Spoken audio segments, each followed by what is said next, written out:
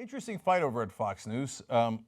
Eric Bolling loves Donald Trump, so he doesn't want to believe the polls. Why? What do the polls say? They're not good. Last four polls. One is UPI, 51-44. Hillary Clinton's winning. Well, let's go to the morning consult. That'll probably be better. No, not better. 44-37. Also Hillary Clinton. NBC Survey Monkey, even worse. 50-41. Hillary Clinton. Well, maybe Ipsos Reuters. Nope, not them either. 42-36. Hillary Clinton. She's winning by wide margins in every single poll. So what does Eric Bolling have to do? He has to convince you that the polls aren't real and you shouldn't listen to them. But what's interesting is all of a sudden, some Fox anchors disagree. Let's watch. Breitbart's site has done really well lately is try to find like one poll that will disavow every other poll that is out there. These polls, Dana, I'm honestly, we have to stop with these polls. They're insane with the polls. You look at these, just look what's going on. You look at a Trump rally and there's 12, 15,000, 10,000 people. You cannot believe. And then you look Eric, at Hillary Clinton and you have, I don't know, 1,500, 2,000. But that speaks volumes to me versus a poll 82 days out.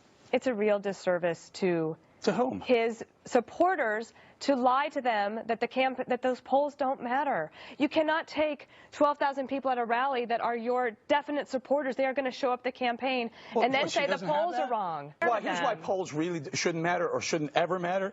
You pick up the phone and you say, who are you going to vote for? That person on the other end of the phone says, well, I'm going to vote for Hillary Clinton. But they're not out there voting. But when the polls are good, getting out in the street and going to a rally, those are people who get up off the couch and go hear something and go say something. That's why I think you're saying they're motivated. Size of crowds is more indicative of following or even polling. Remember, that's exactly what we said in 2012 when people that supported Romney were told that the polls are wrong, Romney's going to win, and then they were so mad and disappointed. Yeah, they stopped watching because they thought we lied to them. Because you had. but that is interesting. Four Fox News anchors saying, no, hey, knucklehead, the polls are right. We're getting our ass kicked. And Bolling out there like, polls, what is that, science? Of course I don't believe in science. So for those of you who are skeptical about some of the polls, it's not like every poll ever done is completely right, but that's why you look at a combination of the polls. And so ignoring the polls is famously not worked out for just about everyone who's done it. So for example, in the polling in the primaries, it showed that Donald Trump was winning. But every pundit went out there like, no way, it can't be Trump. What did we tell you on the Young Turks? We said, yeah, it's probably going to be Trump because the polls are usually not wrong, especially a combination of the polls. Now, from time to time they are, but I can pinpoint to you why. So for example, in Michigan, in the primary, the polls were quote unquote wrong. They had Bernie Sanders losing by a lot, but he didn't. Instead, he won by a small margin, but he won. And it was a giant difference, about an 18-point difference. So that was one of the most famous cases of the polls being wrong. But why? Because the polls looked at what they considered to be likely voters. But new voters were showing up for Bernie Sanders, and ones that weren't necessarily in the sampling that they did for the likely voters based on old voting habits. So there's a real reason, a scientific reason, why those polls were off. So now you can get into the minutia of all those different polls, but on a macro scale, they're usually right and for understandable and explainable reasons. But of course, Eric Bolling doesn't operate on logic and reason. He's like, I don't know, man, I saw a big crowd over there. Big crowd must mean my guy's gonna win.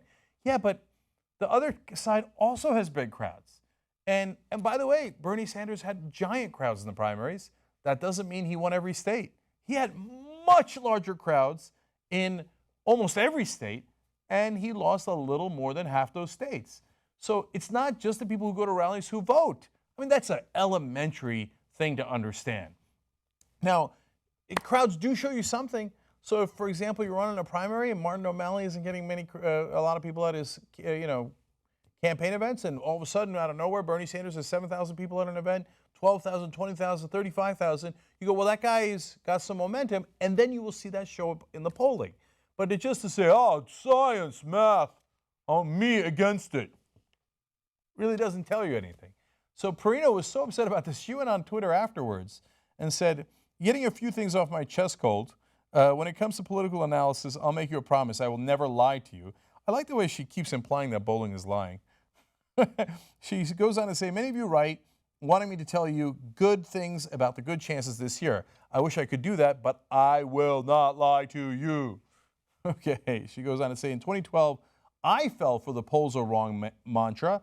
I felt sick election night, realizing I'd been suckered into a false sense of complacency. Romney was not going to win in spite of the quote-unquote rigged polls, and I vowed that night I would never, ever fall for that again. So now a person who didn't fall for that was, once again, me. I know, I'm a little unbearable. Okay, the reason is, I said, look at the combination of the polls in Florida, and very importantly in 2012, Ohio. And the Republicans would say, yeah, but a lot of people showed up at a Romney event. That's the dumbest thing I've ever heard. Yes, even more people showed up at an Obama event. But that's not the point. The point is, what is the aggregate number? When you look at all of Ohio, how are they going to vote? Okay, now if you can make an argument, yes, that polling says this, but because of X, Y, and Z factor, that's a different situation. But that's not what Bolling is doing here. That's not what Republicans did in 2012. No, I see it with my own eyes. But look, these guys are not very sophisticated. They do this all the time. Climate change? Here, I brought in a snowball. You see that? My eyes say snow, no climate change. You know what? They're not that bright. So Bolling is, by the way, on Fox News, not because he's bright, but because he's not that bright. They want a knucklehead to go out there and support policies that are unsupportable. The only thing surprising here is how much the rest of the hosts are like, nope, not buying it. All right, Perino couldn't help herself. She went on 2 more times and said, so I'm going to keep being a voice that says yes on the one hand, but not the other freaking hand. The future of this party is at risk. And she finally says, maybe you want the party to be at risk. Maybe it should be at risk. But I won't be a part of the delusion that crowds are greater than established polls, or better than established polls. Okay, so guys, keep it real. Polling is largely correct. It's not always 100% right, but look at it with a scientific eye, not based on what you want to happen. There are 2 people who didn't sign up for Young Turks membership. One of them was because he has a lot of chutzpah. And the other one, we thought, oh no, she didn't. Don't make that mistake. TYTnetwork.com/join. Join us right now.